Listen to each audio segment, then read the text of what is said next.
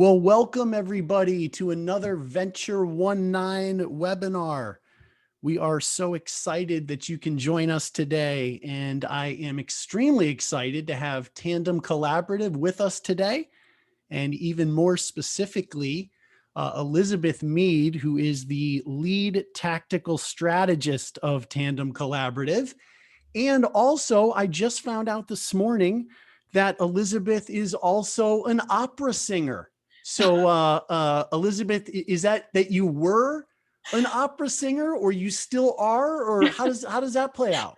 That is a very operative word. Was, no Okay. longer is. Okay. Before I became an adult. So when we get to the end of today's session, you do not want me to ask you to sing us out of the session. Okay. I prefer not. Okay. I just wanted to be clear on that. So, That's awesome. so great to have you with us. And just a couple housekeeping items, everybody. We will be recording today's session, and the recording and all of the PowerPoint slides will be available by the end of the week at venture19.org/resources. And then also, Elizabeth has carved out some time to answer questions at the end of today's session. And so all throughout the session, if you have a question, go ahead and put that in the Q&A box. And then when it comes time to deal with those, we'll do that at the end, and we'll start with whatever's in the Q&A box. So put those again in the Q&A box, not the chat box this morning. And then the last thing is, if we experience any technical issues, just stay on the line and we will get all of that figured out. But I don't anticipate that that's going to happen. So Elizabeth, so great to have you with us. Thanks for carving out the time, and take it away. All right. Thank you so much. Yes.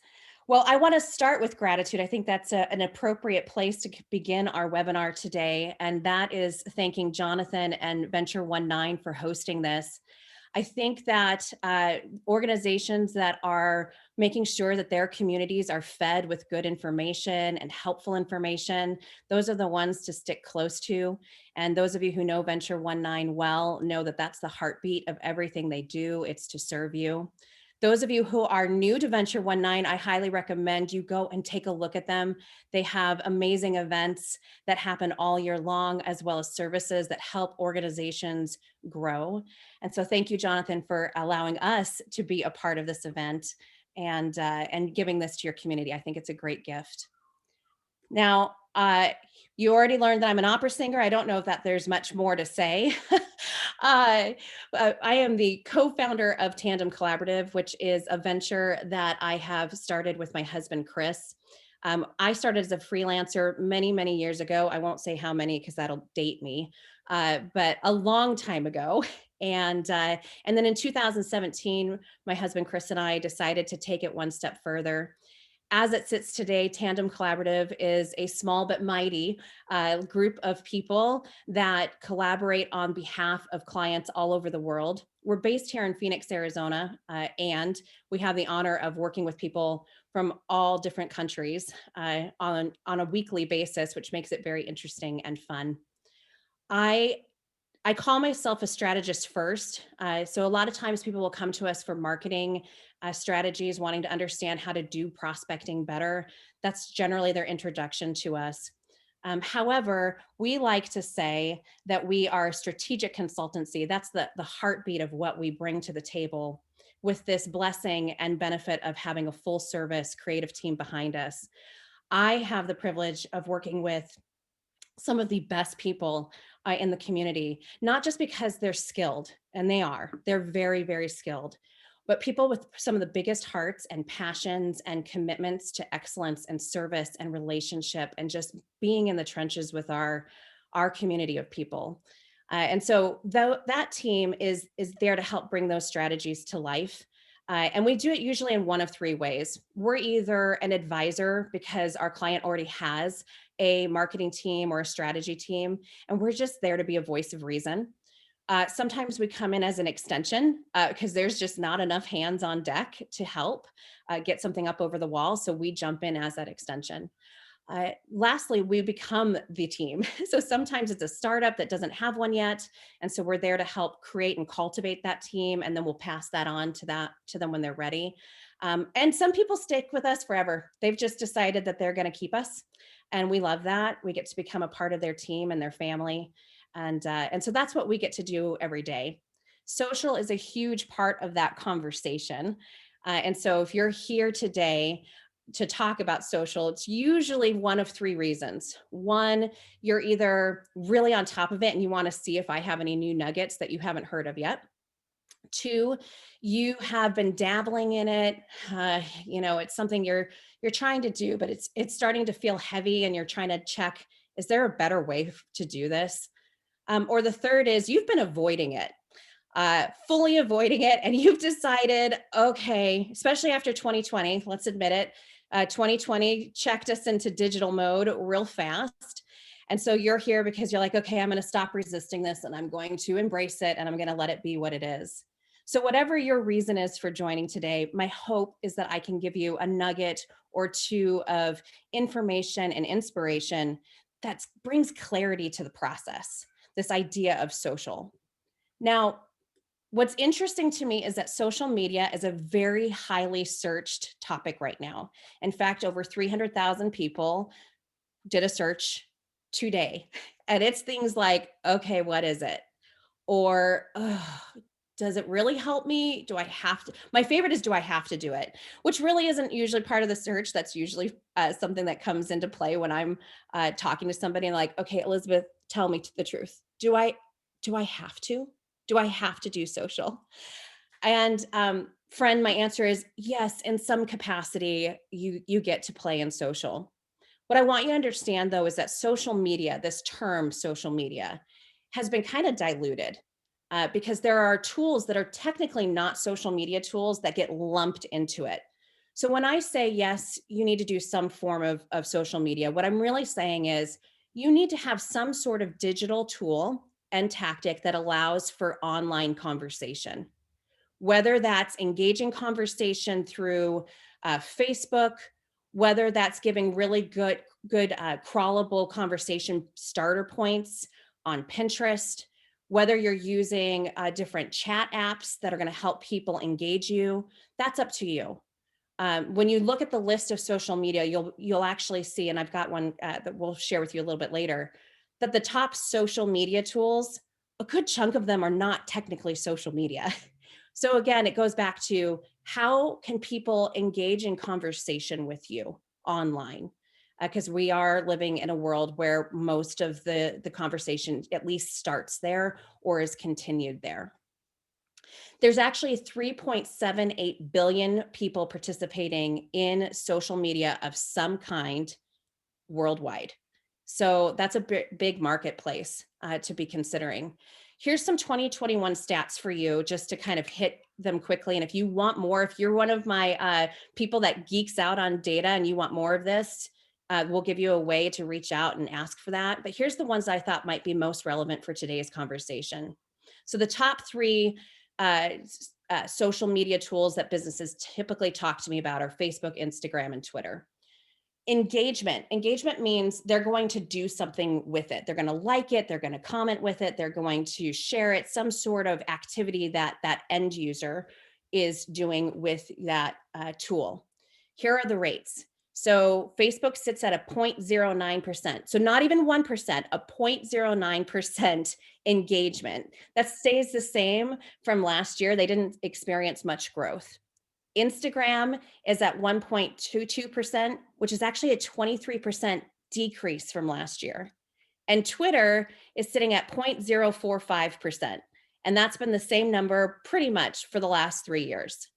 That gives you an idea. The reason I'm telling you that part is I want you to think about this content that you're putting out. Those of you who are trying to do 7-day-a-week strategies and you're feeling like you're hitting your head up against the wall because nobody's doing anything with it. I want you to understand that the engagement rate as a whole is less than 1% generally. And so chances are you're doing a much better job than you're giving yourself credit for. Uh, what you're probably missing, not all of you, but some of you on this call might be missing, is what the purpose of social media is in the first place, especially for businesses and organizations, which I'll cover that in just a little bit. Now, click-through rates, that means that they're going to see the content, hit a button, and go somewhere, and you've determined where they go. For some of you, that might be a blog. Others, you're using an Etsy account.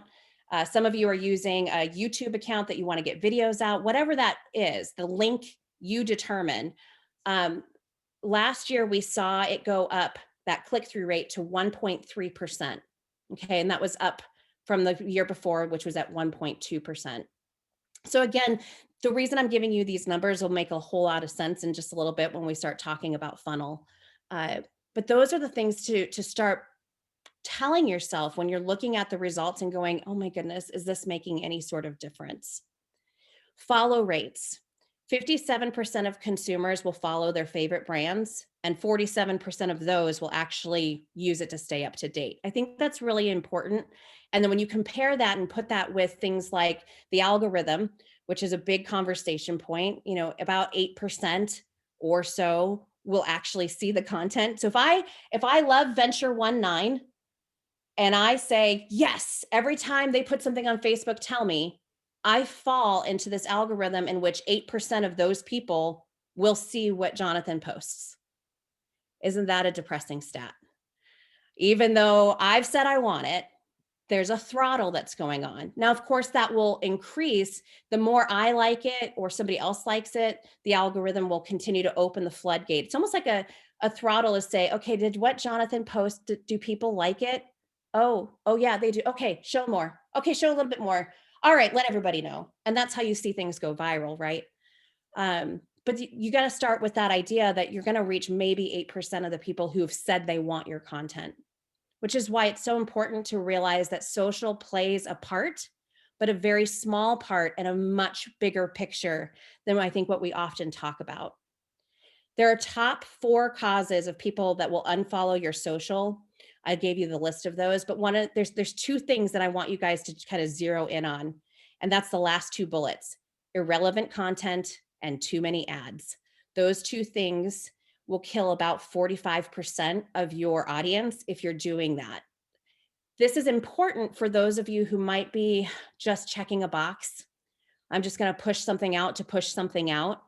I think sometimes as organizations, we feel this immense pressure to be constantly throwing content out into the ether. And what we're seeing and what we're hearing from the marketplace right now is they would rather hear from you less, but have really relevant content that is purposeful to your message to them, than hear from you every day and it just be a check of the box. Interesting stats that I thought I'd throw in. Jonathan and I were talking about this morning while we were checking all of our microphones. So 47% of you were asked a question when you enrolled in this webinar. 47% of you admitted that you feel like you're crawling through social. You're more in that caterpillar status. 9% of you say you feel like you're soaring. And 44% of you feel like you're kind of in between. So what that tells us is that the majority of you on this call today are in that place where you're looking for clarity and the next best step for your social media strategy. And so the hope is, and I think this is why Jonathan and Venture 19 invited us to the table to have this conversation, is that each of you walk away with at least one. And that's my challenge to you, because it's not going to be the same one for all of you. Because social media is not a one size fits all tactic to begin with. So my encouragement and challenge to you is pick something today that I say and try it out. I dare you to try it for 30 days. And then I welcome you to tell me how it went. Tell me what worked. Tell me what didn't work. And maybe we can geek out on what's next. And that's not a sales thing. That's just truly a conversation point. I invite you to be a part of our community as well. And we can talk about what's working and what's not working with social as a collective voice and learn from each other. The very first step that I take with our clients that come to us about social is we identify their lens. And so this is step 1. If you're here because you're in the middle of a startup, or if you're here because you're just finally now embracing social, this is your first step. You get to figure out how social plays within your organization. I see social in four lenses. The first lens is actually where it kind of started. You know, if you follow along with the Facebook story, it's to stay in touch with family and friends. It's for that those people that are miles and miles away from each other who don't get to see each other as much. Last year, we saw it as the only connection point for many families because they weren't able to gather. So that staying in touch with friends and family is one lens. Another lens might be that you're trying to influence a community. Maybe you've got a couple of brands that you work with. This is the beautiful Kate Hudson, and she does way more than just Fabletics, and she does way more than write cookbooks, and she does way more than produce movies and star in movies. She's got all of these things that she does, which really promotes a lifestyle that she is trying to enroll other people in understanding. And if they're like-minded or are looking to create the same kind of lifestyle, then she's giving them tips and tricks on how to do that. Then they're selling products. So if you have a tangible product, you sell pencils, then that might be the lens that you're looking at social from. And you might consider social like a digital window for people to do window shopping, right? So they can walk by and see something beautiful that they want to try out, or for me and my husband, things that are like really interesting gadgets that you don't just see anywhere. Those things typically give us pause on our socials when we're looking at it. Finally, you're looking to sell your services. You're an organization that doesn't necessarily have a product, you have services that you offer. And you know that in order to sell those services, you've got an education factor and you've got to help people understand your point of view of those services so that they can make a decision either then or down the road to leverage you when it's the right fit. Now, some of you might be going, I kind of fit in, I have both products and services, and that's okay. Now you know that those are the lenses that you're looking at, but you always need to pick a primary. Which one are you leading out with first? And then decide which one will come second. Very few people fall into all of them all at once. Now, what I want to make sure that I drive home today is that personal use is never an option for organizations. So if you are on here and right now you're like, well, I'm on social, but it's my social. First step for you is going to be transition your social either to an organization page or start a new one. Okay. So that's the first thing to consider, which means that there's really three categories that you can fit into from here. And again, if you feel like you fit into more than one, put them in the priority order. If you're wondering what that priority order might look like, here's four ways to start kind of sifting through in your mind. So if you, like I said before, own more than one organization, if you're an ambassador for more than one brand, if you're paid to promote brands, if somebody sends you a box of goodies and says, talk about this on your social, if you're building a community based on your lifestyle, then you're an influencer. And that's probably your number one category. If you're selling tangible products or memberships or and the caveat to this is it needs to be able to be instantly bought online. So you have a shopping cart feature, right? And I can go, yes, I want that. Click, pay, and it's on its way to me. Then you are likely a product category. Now the caveat to that is that it's not a big ticket item. And by big ticket, I mean cars, boats, houses, big luxury items. If you're somebody who's selling memberships that are thousands of dollars a pop, you're probably not in the product category first. Most of you on this call, if you're an organization and you've got big ticket items and or services, and you're inviting people to participate in that community of services, then you're likely a community category. And I venture to say that most of the people that we work with, whether they're brick and mortar or they're online, tend to fit in this community place. This is a really important paradigm to understand because if you're on the community side of social media, then you're not looking to sell through social media first. Could that be a byproduct? Absolutely. Could that eventually lead to dollars? Yes. But is that why you're posting? No. And that's really, really important because I think a lot of times what ends up happening, especially for organizations, is they get in and they're told you have to do social. And then their conversation starter out the door is all about buy my product, buy my service, buy. And that's what they're posting about. And that's not going to grow their social media page or really create much of an effect for them on social because people won't buy those types of things off of one post. I want you guys to think about the last post that you engaged with and bought off of. What was it? I would venture to guess that most of you, including myself, the last thing I bought because of a social media post was a t-shirt. So for product-based businesses, that works really well. For community-based businesses that have services and a bigger conversation point to have, it's a different approach. So now that now we know our lens, the next thing is to identify that placement, right? And at Tandem, we are all about the funnel. Now, I want to be real clear.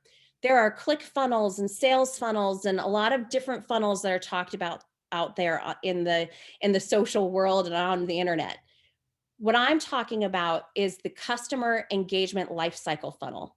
The process that they go through from the very top to the very bottom. The top being when they first learned that you existed, all the way down to the moment that they decided to tell anybody and everybody that would listen about you and what a great service you have and recommend you. Okay. And then all those steps in between.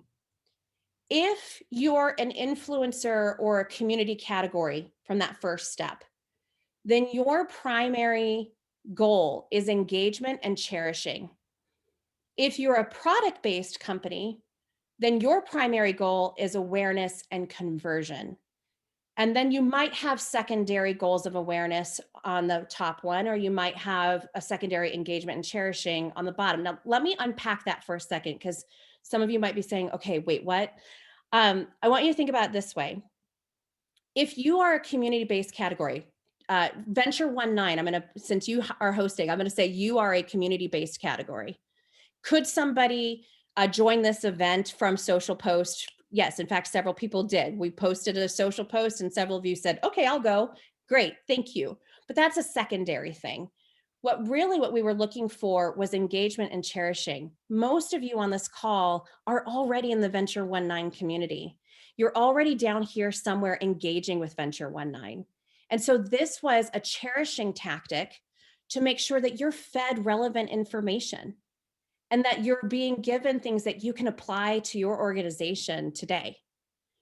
That's the difference between a community focus versus a product focus, because our goal is down here.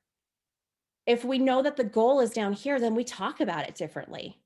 Jonathan is not going to come to me and say, Elizabeth, it's so nice to meet you. I have this event. Would you like to come? Because I'm going to go, nice to meet you.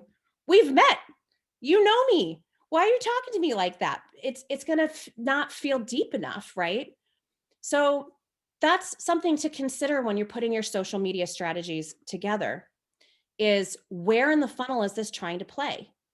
When I say that they play in the engagement and cherishing, it's right here. It's when they've already converted, they're part of the community in some way. And then cherishing is something that you do to help advocates, to equip advocates to share this with others. Several of you that are on the call today are here because somebody said, hey, this is happening and I think you should join. That we equipped the advocate layer of Venture 19 with something that they could go out and share to others. That's an example of social strategy in action. Now, a product category is a little bit different, right? Up here, they see the shoes. I'm going to use shoes as an example. They see the shoes on a Facebook feed. They go, ooh, I want that. And they immediately go to conversion. We're trying to get them to convert. If you're here on a product category and you want me to dive into that a little deeper, feel free to ask questions about that. For the majority of the people that are on this call, you're in that influencer community category. So the challenge to you is, Look at your social. How are you wording it? What are the things that you're putting out? Is the content more relevant to trying to attract people, or is your content more relevant to trying to keep people engaged and cherished who you've already engaged with, who are already in your community? That doesn't mean that it can't be an awareness tactic. In fact, it very much can. When we post something and our community says, "Ooh, I'm tagging so and so," boom, that just became an awareness tactic, because I might tag somebody who never knew about Venture 19, and now they know. So now they are up at the top of the funnel and getting to work their way down. I tell you this today because this is the number one mistake that we see organizations making. Commonly, when somebody comes into the office and sits down, they're like, "I've been posting, but I'm not making any money off of it." And I get to go, "Well, what is it that your organization is about?" "Well, we're service based. We have this great coaching program." "Well, what's the cost of your coaching program?" "Well, it's 8 grand." "Okay." Um, I would say, if I could see all of you guys, show of hands, how many people have bought an 8 grand coaching program off of a Facebook post or an Instagram post or TikTok? None of us have our hands raised. It's because that's not what it's for. So make sure that you're setting the correct expectations and that you understand how social plays within this, so that you can permission yourself to look at it differently and not feel so stressed when things are not leading straight to a dollar line. All right. Now, once you understand how it fits in that funnel, then you get to choose your tools. Notice I didn't start with the tools. That's another common misstep for organizations setting up social. They'll start with the tools, and they'll usually start because somebody somewhere said, "Oh, you need to be on, are you on Twitter? No, you need to be on Twitter." And so the next thing I know, they wake up a few years down the line, they've got 25 different tools that they're trying to manage. And that's not the highest and best use of your time, nor is it good stewardship of your energy or good stewardship of your dollar, right? It's just, we want the least amount of tools to be effective, the minimal amount that we need to be out there, especially when it comes to social. We're very we're very good at going into these strategy evaluations that we do and coming out going, "Okay, our recommendation, you can take it or leave it. Our recommendation is you keep these 3, you ditch those 4.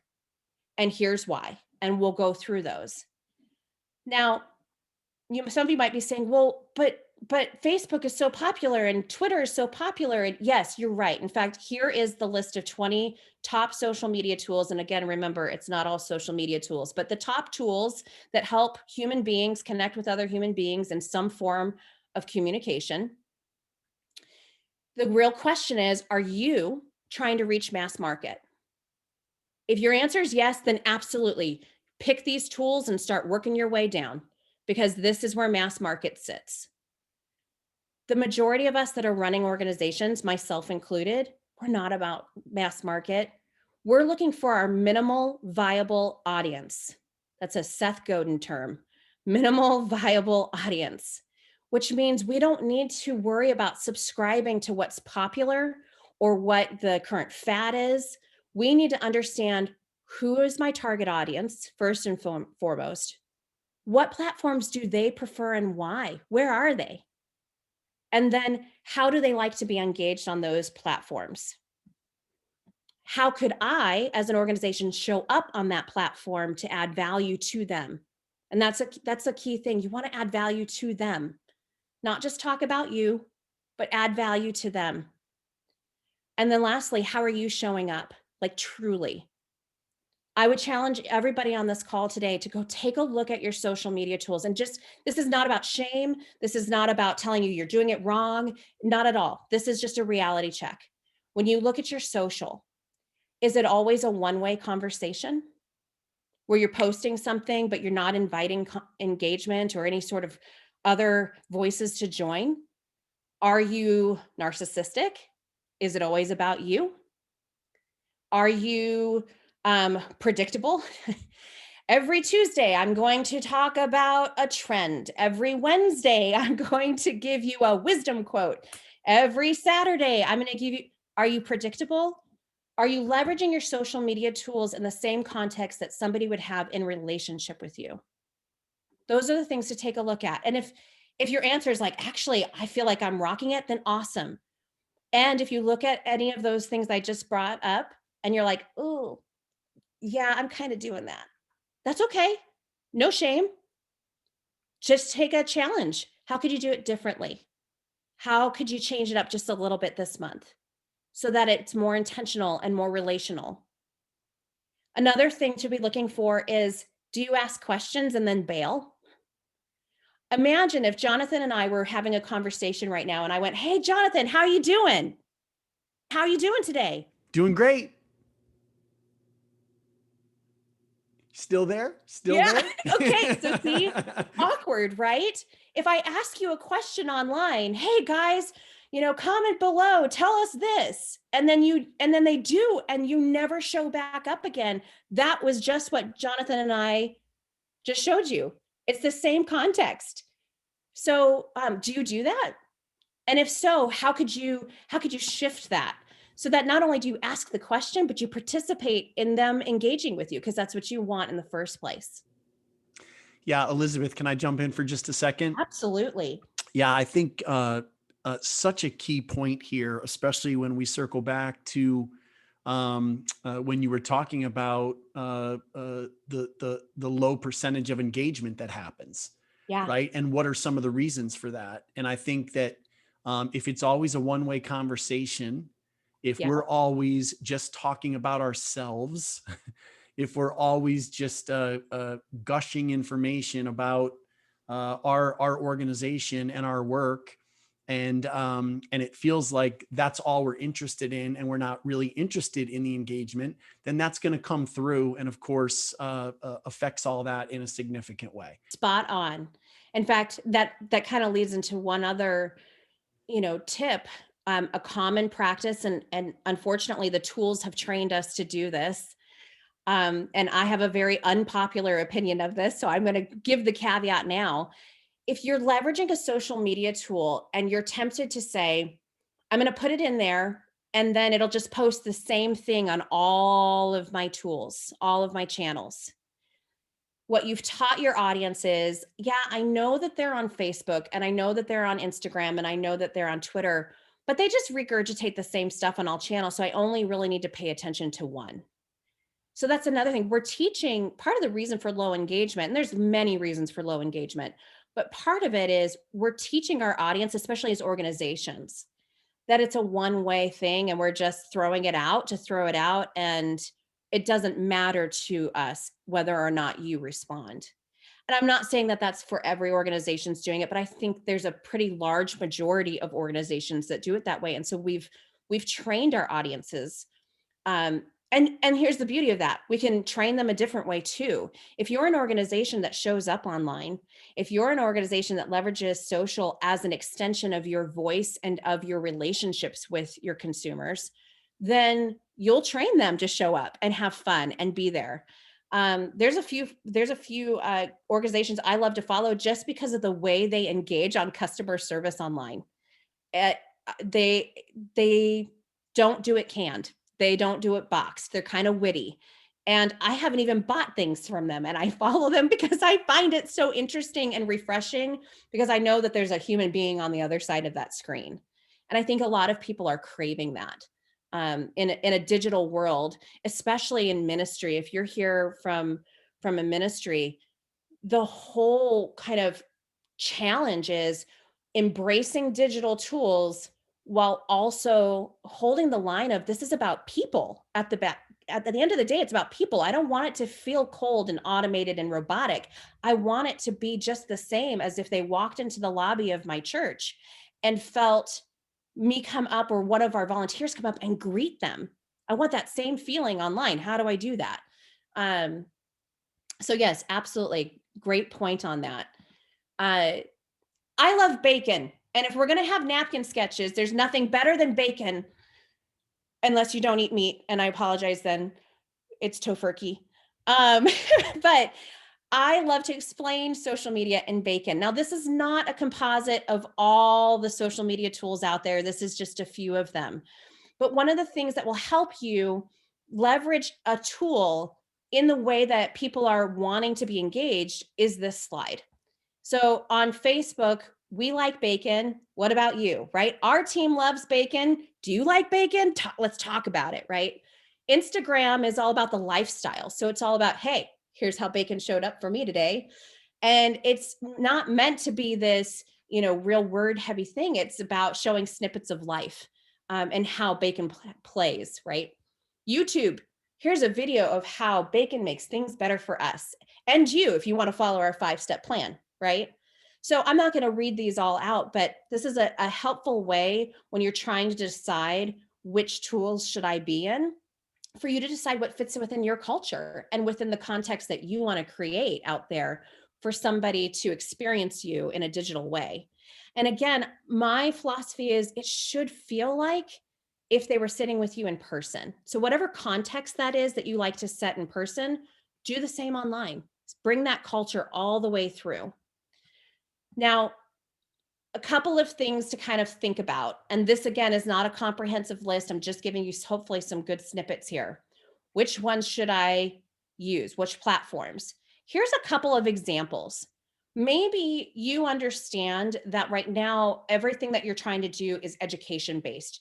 Maybe you're disrupting the market. Maybe you're bringing something to the market that hasn't been there before. And so you know that a lot of your challenge and opportunity is to educate and educate and educate so that people understand what it is, one, the philosophies that you're selling, and two, how that philosophy and your organization have the perfect marriage in service to the consumers that you serve. So you might be looking to start a mastermind or talk business with people or discuss theories, or might want to legitimize your experience. Hey, if you want to learn more about me, if you go to my LinkedIn, you'll see, I think I personally have like 25 recommendations that are written out from people saying, hey, this is what Elizabeth can do. All right. So that LinkedIn and YouTube are two examples of those mastermind talking, discussing and legitimizing tools. Maybe you're looking to engage conversation, get a reaction. You want to poke the bear, or maybe you just want to find somebody who's like-minded who will start talking and geeking out with you back. Maybe you want to give a shout out. Maybe part of your context is it's not just about our organization. We want to elevate and highlight other organizations or other people who are doing things that we think are going to help change this world for the better. So Facebook and Twitter and Instagram are 3 examples of good conversation starter tools. It just depends on, do you want it to be more visually starting? So that would be Instagram, right? Do you want it to be more text, like short, sweet kind of languaging? Well, that's obviously Twitter. Or do you want it to be a little more like, hey, come hang out and let's have a chat about this, and you just join whenever you have a time for it? That might be more like Facebook. More kind of education and sharing your point of view could be Pinterest, which is technically not a social media tool. Right now, there's a whole conversation about Pinterest. People are saying it's not a social media tool, it's a social bookmarking tool. Some are saying it's not that, it's a search engine. Really what it is it's a place where people can go to learn about new ideas or steps or quotes. It's a big quote board. If I have any foodies on the line, like Pinterest is our recipe friend.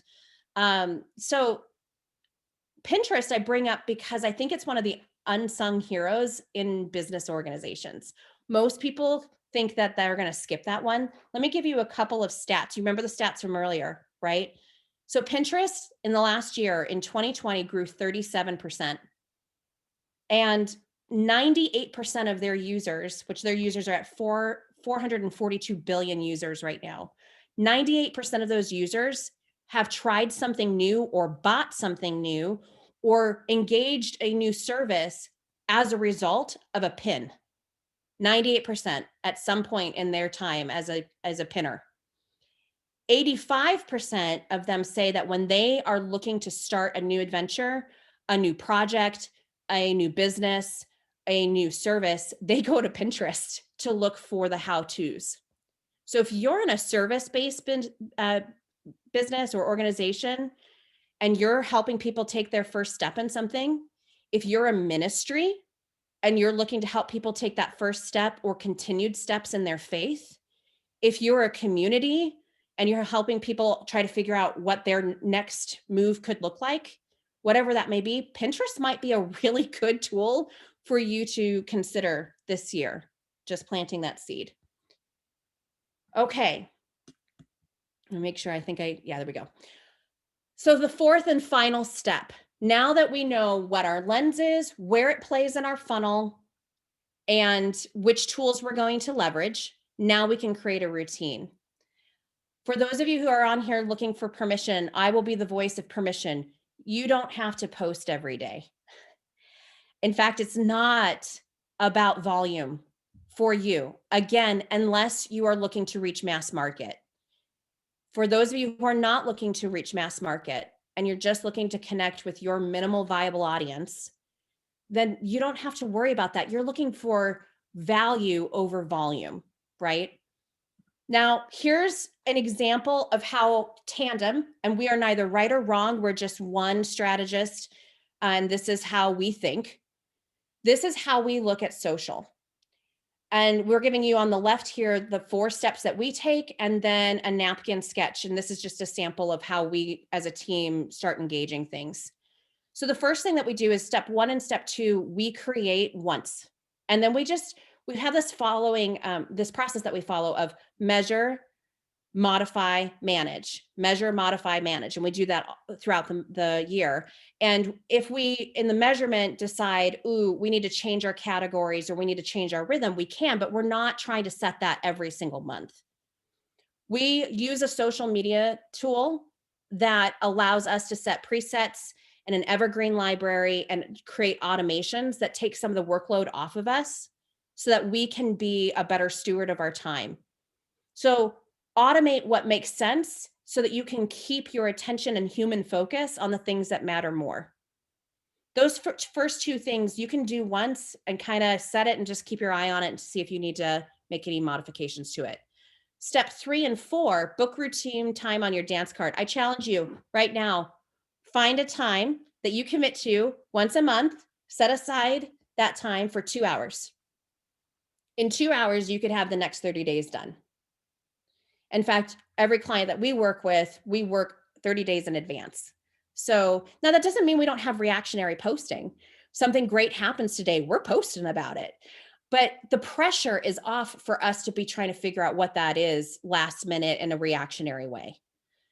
When you sit down for those 2 hours, you're going to do 2 things. You're going to review the results from the previous calendar month. So we're sitting in February. So February, we would have looked backwards at January. Hey, how's it going? That's that whole 3M process that I mentioned. And then we look ahead to March. We want to see what could we be talking about in March? And what helps us is we start with, what are the goals? And we allow ourselves up to 5. No more than 5, because then it becomes this big laundry list. But 1 to 5 things that we say, what are we trying to accomplish next month as an organization? Well, Venture 19 is having this great webinar. We want to have people attend it. Great, that's a goal. What would the call to action for that be? Let's see, attend the event. Okay, great. Do we have a link for that? Yes. Okay, grab the link. Now, where in the funnel does this fit for Tandem? So I'll be honest, this is an awareness tactic for us. You now know that we exist. And for some of you out there, we might be somebody that you're curious about and want to learn more about, which would be awesome. So that's where it fits for us.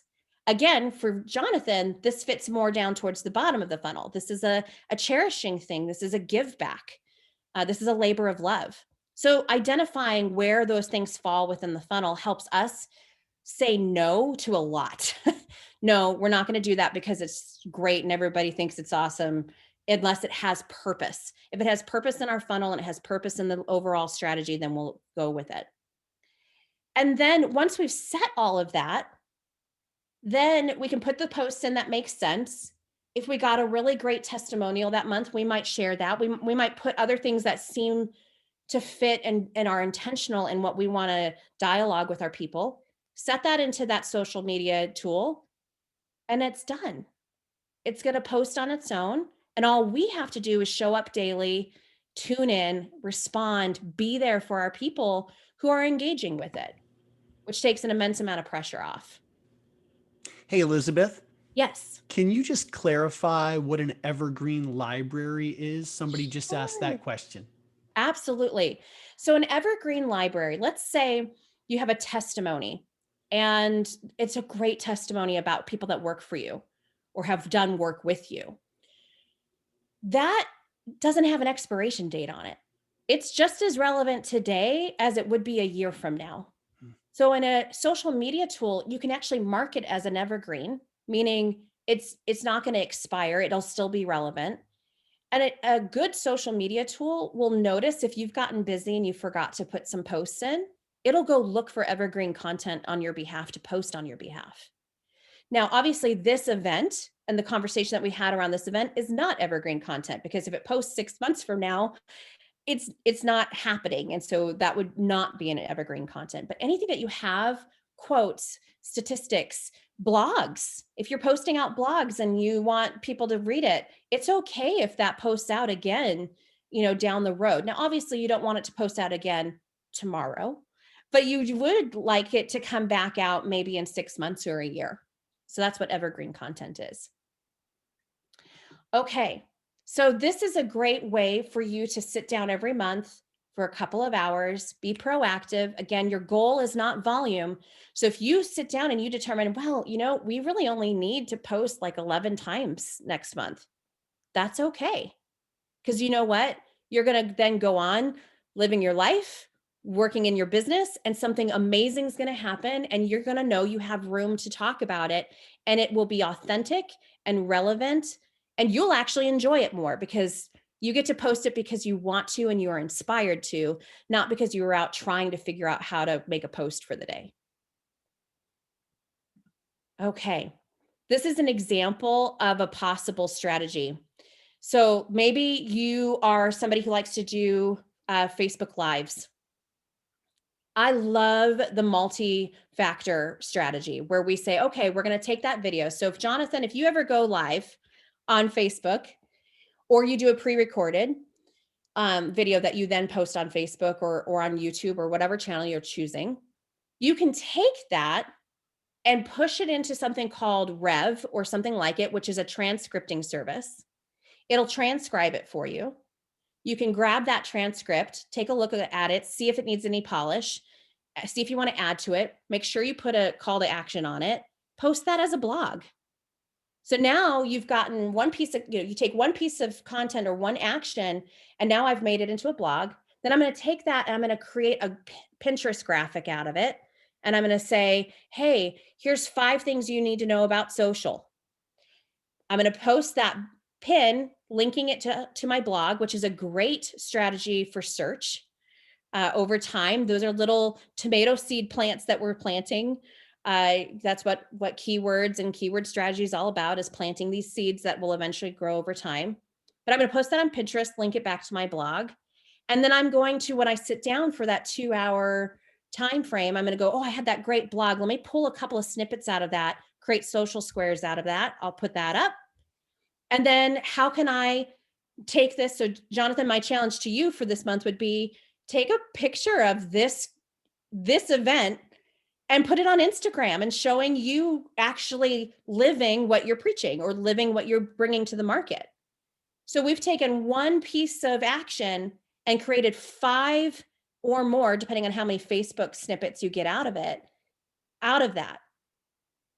That is how you can create content for social media that's rooted in your messaging without having it feel like this huge volume of things that you have to do. And I think one of the best kept secrets is this whole idea of transcripting your videos. For those of you who are already doing videos, just go back and start transcribing them. They're great blogs, great crawlable content for somebody who doesn't necessarily like to watch video, but they love to read. Yes, there are those people out there that still love to read. So that's, Elizabeth, can yeah. you clarify what a social square is as well? Sure. So social square is just it's what we call the image that you put with a post. Mhm. And it used to be an actual square. Facebook in particular has changed the sizing. So it's a little bit more like a rectangle. So don't get hung up on, oh gosh, does it have to be a square? No, it doesn't. It's just the image that you create to go with your social message for that day. If you don't have those templates in play, I highly recommend Canva. I think Canva is one of the best tools that came to market to support organizations looking to create their own tools. But you can find all kinds of templates and sizes in Canva for the various social platforms and what they accept as an image size. Great. Okay, so I've fire hosed you guys with a lot of information. Let me just kind of recap. There's 4 steps that you're going to take. And again, I challenge you to take at least one of these this month and play with them. So identify your lens, identify your placement, choose your tools. Make sure you choose your tools later in that thing. If you have tools right now because you've just been picking them up along the journey, I encourage you to look at them and say, do I really need this? We had a client call yesterday and I said, I think you don't need to be on Twitter. And they were like, oh, thank you. Like the color resumed to their face because it just isn't a tool that they wanted to play in the first place. They felt like they have to.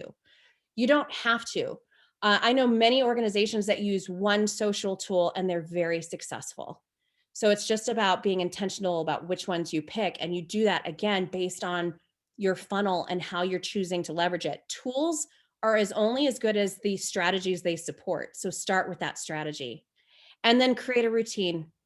Put it on your dance card. Block that time out. And it doesn't have to be painful.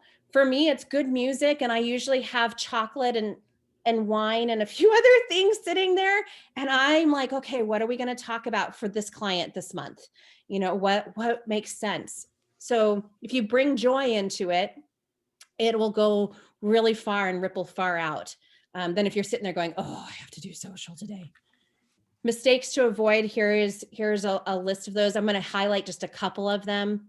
Hacked content. If you're sitting in the state of Arizona and you pull an image off of Google that is not marked as copyright okay, the fine is $30,000 per image per use.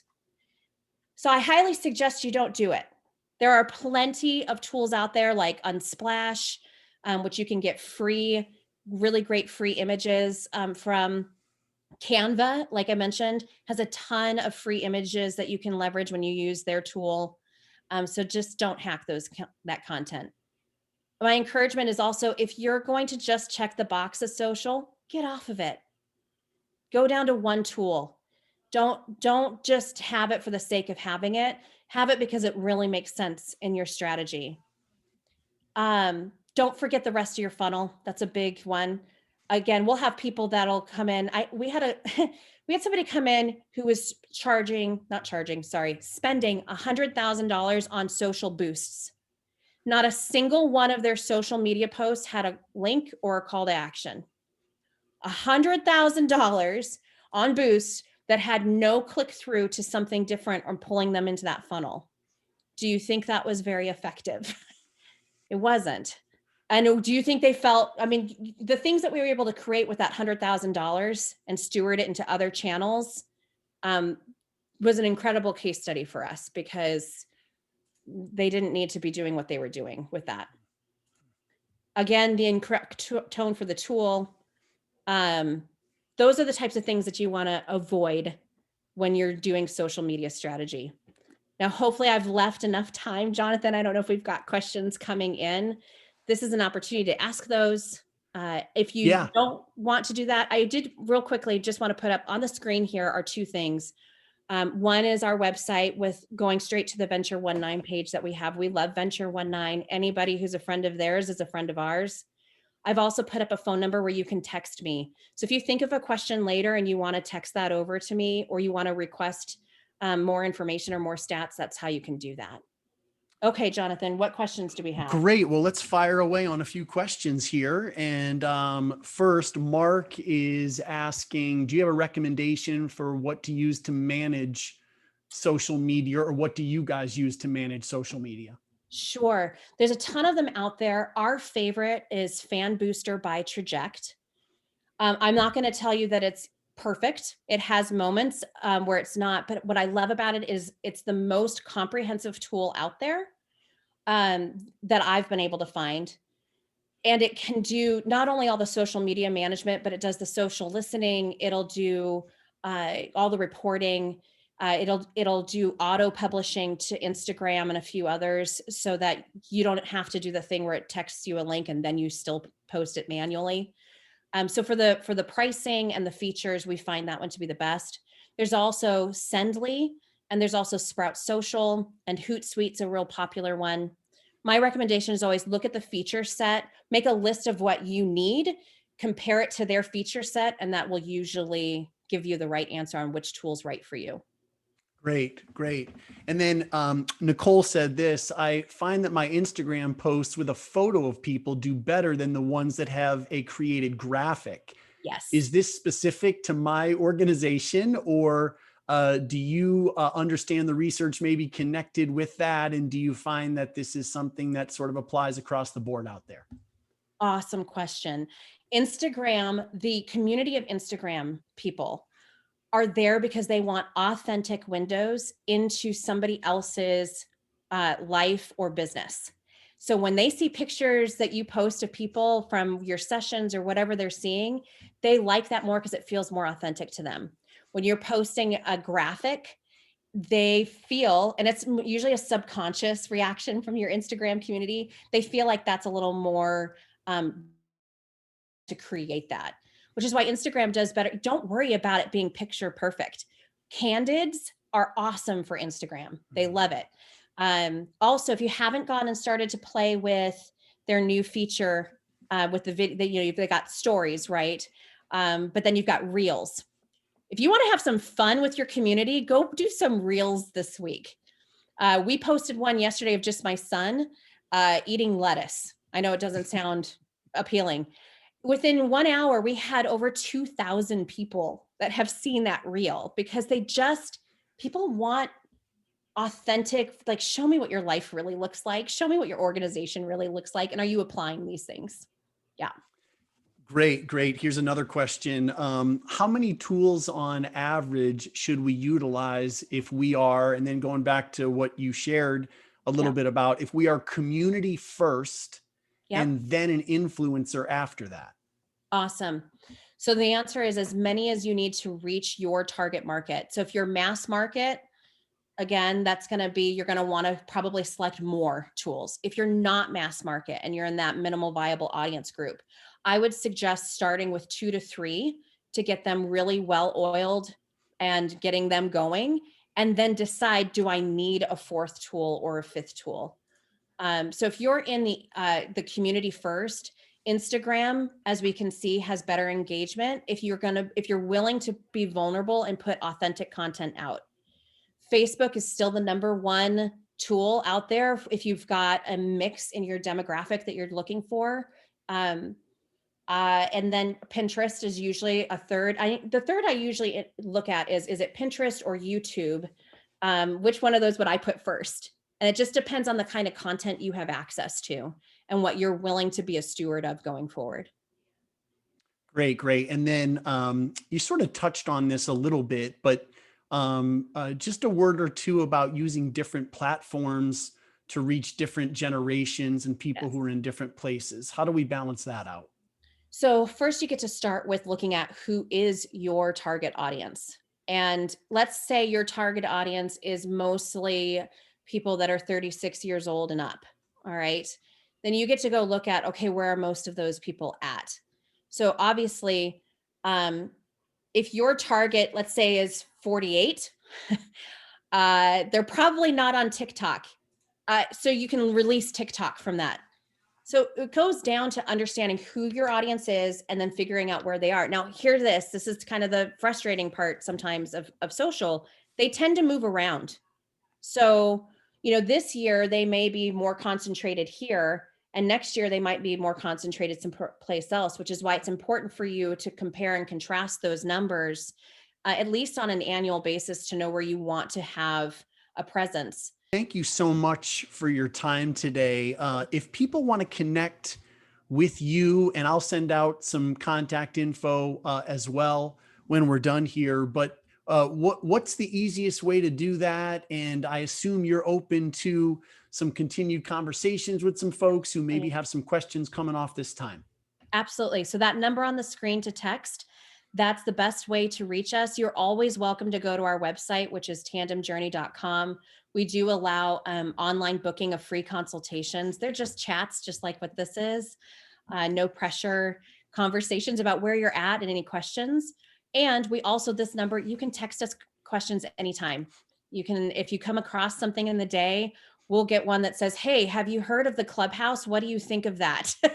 We're happy to answer those questions to our community members as well. So those would be the two best routes.